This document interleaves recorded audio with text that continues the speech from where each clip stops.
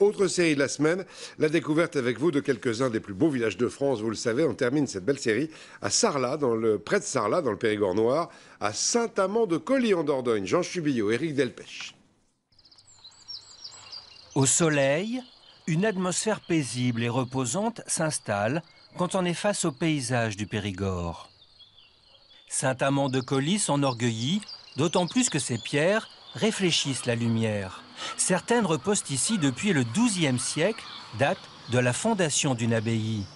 6 siècles auparavant, l'ermite, appelé Amand, vint ici pour évangéliser la population de la vallée. Il s'y installa et fit naître ce village devenu depuis l'un des plus beaux de France. Au Moyen-Âge déjà, les artisans fabriquaient des objets en laiton. Meilleur ouvrier de France, Alain aime ce lieu.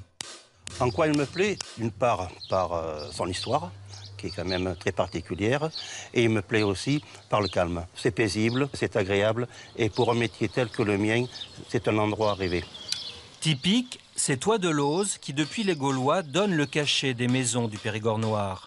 Depuis qu'il s'est installé à Saint-Amand-de-Colly, Alain ne veut plus en bouger. Je pense qu'aujourd'hui, vu mon âge, je suis fait pour rester au village. Oui, tout à fait.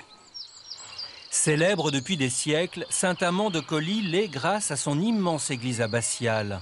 Longtemps, elle donna au village une impression de puissance dans toute la région.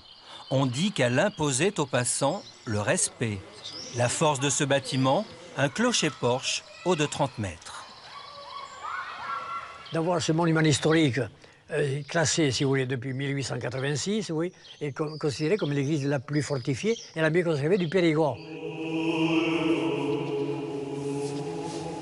Croisement entre l'art gothique et l'art roman, la sobriété de cette église invite à la contemplation.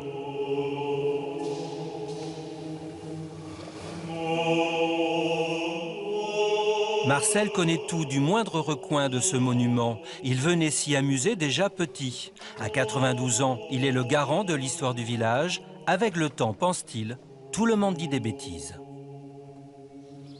On confond l'abbatiale et l'abbaye. L'abbatiale, nous y sommes, nous sommes devant. Tandis que l'abbaye avait 30 km de long, l'abbaye. Elle allait de la Corrèze, où il y avait deux églises au-dessus de Terrasson, jusqu'en dessous de Sarlat. Le Périgord, capitale de la noix. Sylvain se bat pour que son huile de noix obtienne bientôt une appellation afin d'être protégée. Dans sa ferme du Peuch, il fabrique des friandises à base de noix et de chocolat, ainsi que cette huile. C'est une tradition locale. On a été élevé à l'huile de noix. Pour rester ici, il a renoncé à son métier de professeur.